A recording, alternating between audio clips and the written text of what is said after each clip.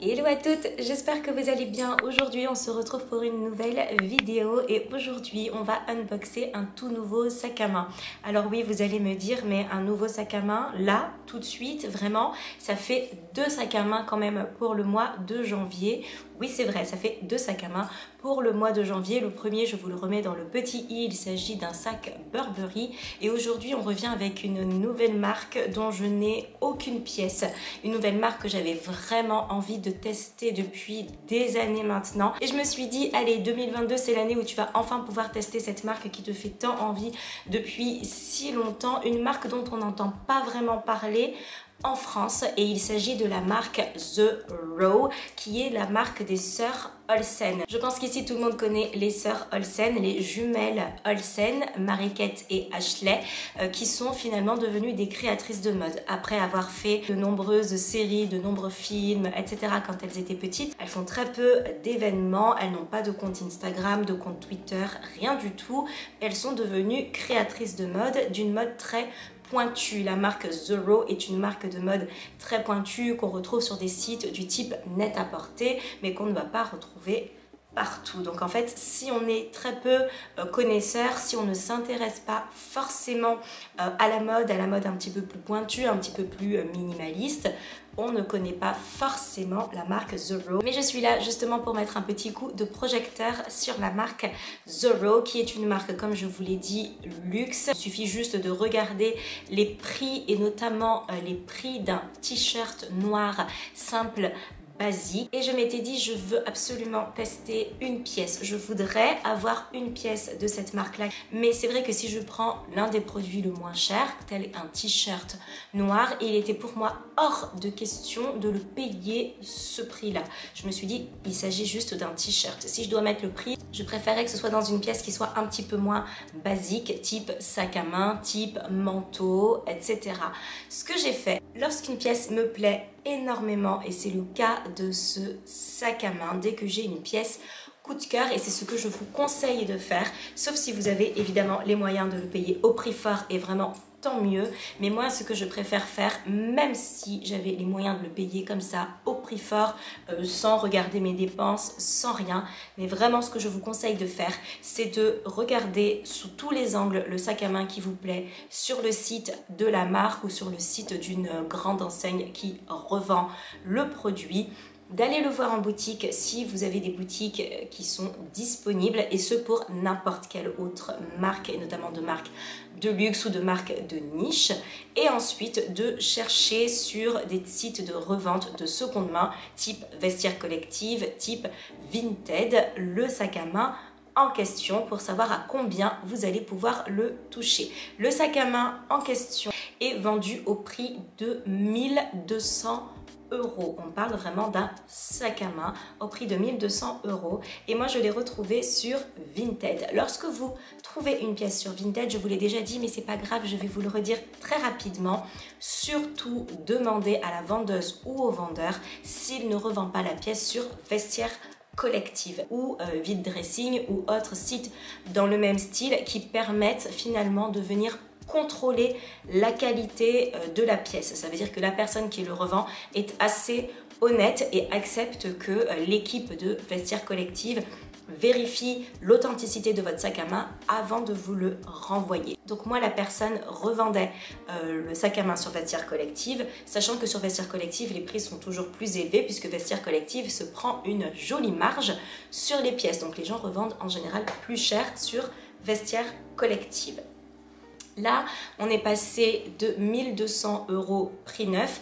Après négociation, comme toujours, moi je vous le dis, j'ai le temps. De toute manière, la marque The Row n'est pas une marque qui est très recherchée en France, donc je savais très bien que je pouvais attendre vraiment une négociation et pouvoir avoir un petit peu à l'usure la personne. Et j'ai réussi à toucher le sac pour 500 €. Lorsque vous avez envie de quelque chose sur Vinted, sachez que vous pouvez cagnotter. Lorsque vous revendez vos vêtements, des pièces sur Vinted, vous avez un porte-monnaie Vinted et vous pouvez racheter avec l'argent que vous avez sur Vinted. Comme ça, vous ne touchez pas à votre compte en banque. Donc, petit conseil, si vous avez envie d'une pièce que vous avez vue sur Vinted, mettez des pièces que vous avez chez vous en vente. cagnoter directement sur le site Vinted. Vous avez le choix de reverser sur votre compte en banque ou de racheter avec cet argent ou de venir compléter avec l'argent que vous avez mis sur Vinted. Je m'égare un petit peu, on n'a toujours pas commencé l'unboxing, mais comme ça vous avez un petit peu finalement tous les aspects.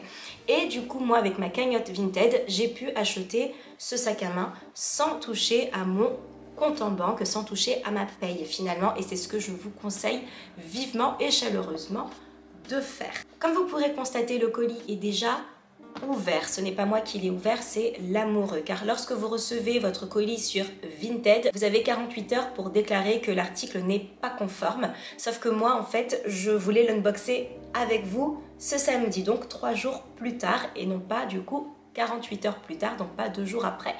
Du coup, j'ai demandé à l'amoureux de l'ouvrir, de regarder le sac à main sous toutes les coutures, savoir s'il n'était pas rayé, s'il était en bon état, s'il lui paraissait assez conforme, etc. Il m'a dit que pour lui, c'était ok. Et du coup, je lui ai demandé de le remballer exactement de la même manière pour que moi, je puisse l'unboxer avec vous. Parce que si il était complètement griffé, si c'était un autre sac à main, si ça n'avait rien à voir, j'aurais pu tout simplement ouvrir un litige sur Vinted. Et du coup, j'avais besoin de le savoir avant. Parce que si je l'unbox avec vous et que la Vinti m'a mis un autre sac à main, eh bien, ce serait trop tard pour moi et je ne pourrais pas demander un remboursement ni quoi que ce soit avec Vinted. Trêve de blabla, on passe à l'ouverture.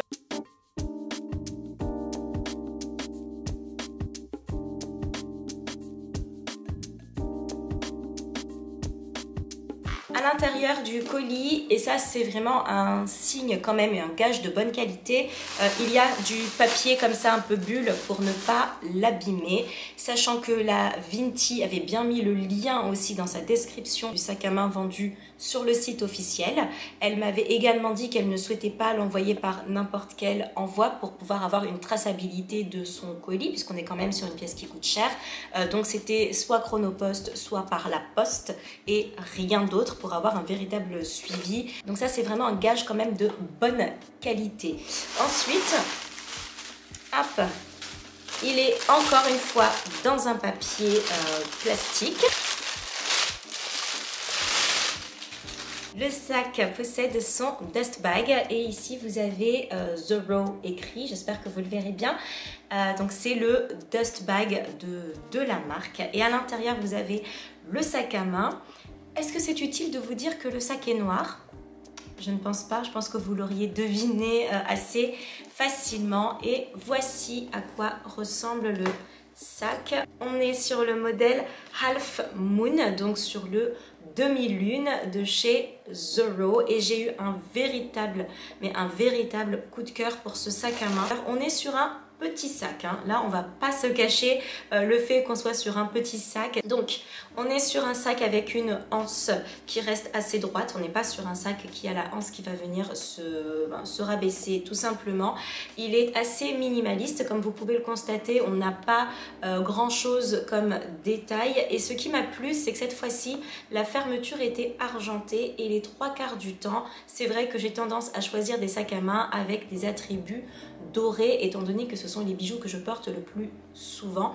Mais c'est vrai que lorsque j'ai des bijoux qui sont argentés, je me dis mince quel sac à main je vais pouvoir mettre. Là de toute façon ça ne se voit pas tant que ça, donc même si je mets des bijoux argentés, voilà ça ira.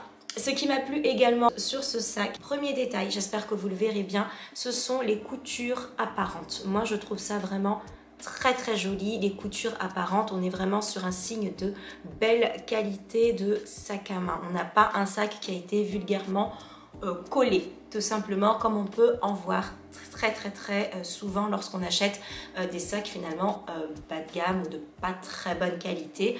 C'est exactement pareil pour les chaussures, lorsque l'on voit les coutures apparentes, moi j'adore ça. Premier détail qui m'a plu.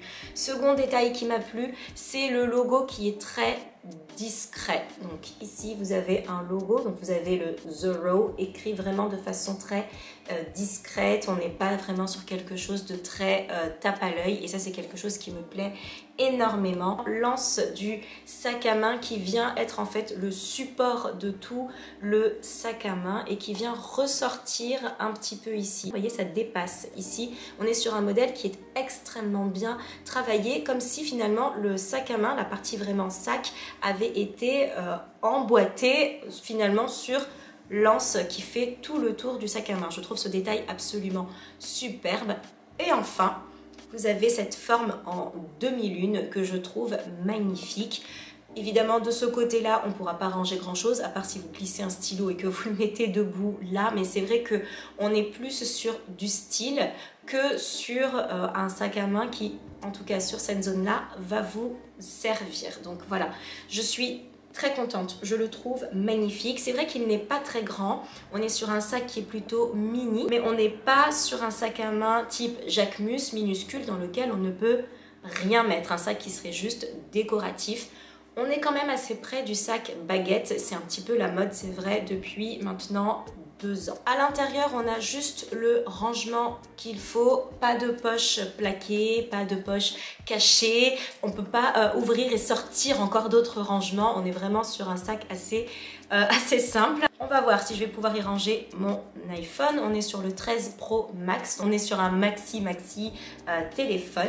Trousseau de clés, le porte-carte comme d'habitude et mon agenda. Dans l'ordre des priorités, l'iPhone rentre parfaitement et il reste encore de la place quand même. Porte-carte, ça passe très facilement.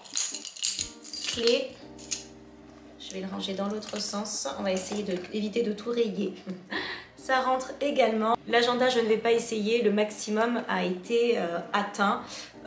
Honnêtement, de toute manière, ce n'est pas ce que j'aurais rentré en priorité de toute manière. Donc, en tout cas, le portefeuille, les clés, le téléphone, ça passe. Ce qu'on peut glisser ici, ce serait peut-être, vous savez, les mini gels hydroalcooliques du type Merci Andy qui pourraient rentrer juste ici. Et voilà pour le sac à main. Je suis super contente. Il est magnifique. Est-ce que je suis heureuse de ce sac à main? Définitivement oui. Est-ce que je regrette mon achat? Absolument pas. Est-ce que je le regrette même à 0,001%? Absolument pas non plus. Je le trouve superbe. Maintenant, c'est vrai, il est très chic, très classe, très épuré. C'est vrai que si on a un look très street, ce n'est pas du tout le sac à main qui va convenir. On est beaucoup plus sur un sac à main habillé, ça c'est vrai, et de toute façon ça ne me dérange pas, je savais très bien ce que j'achetais et c'est vraiment le sac dont j'avais vraiment envie là en fait, et c'est vraiment le sac qui va m'accompagner très longtemps. Lui, je ne vais pas le revendre, absolument pas, et en plus de par sa forme, il est vraiment, je trouve, assez intemporel. Et bien voilà, cette vidéo est désormais terminée. J'espère qu'elle vous a plu et j'espère surtout que vous avez passé un bon moment en ma compagnie. S'il vous reste un petit peu de temps, n'hésitez pas à regarder l'une de mes dernières vidéos que je vous mets juste ici ou à vous abonner en cliquant sur ma petite tête juste là. Je vous embrasse très fort et je vous dis à très bientôt. Salut!